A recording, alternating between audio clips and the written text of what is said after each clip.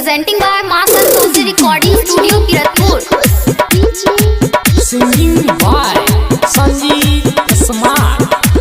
Makeup करके छौरी जब डीजे पाबै छ छौरा सबके मन सना काबै छ।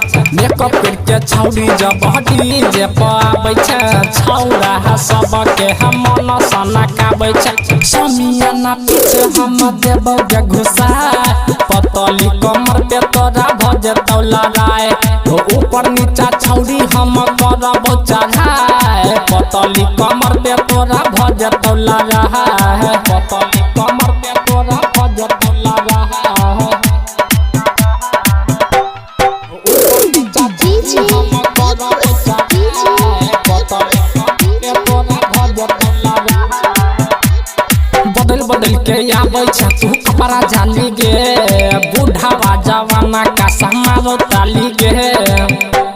बदल बदल के आबै छ तू कपड़ा जाली गे बूढ़ा जवाना का समारो ताली गे।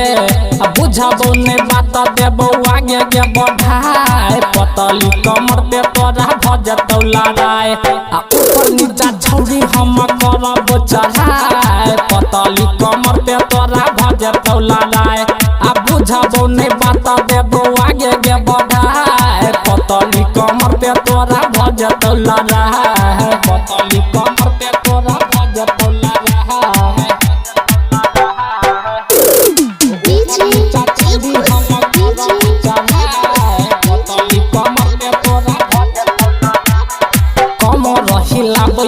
हिलै छौ जवानी राइटर हरे राम के बढ़ल परेशानी कमर हिलाबै छ त हिलै छौ जवानी राइटर हरे राम के बढ़ल परेशानी। संजीत रितेश देतौ हे गे अगिया बुझाए पतली कमर पे तोरा भजे तौला राय ऊपर नीचा छौरी हे गे करबो चढ़ाए पतली कमर पे तोरा भजे तौला राय।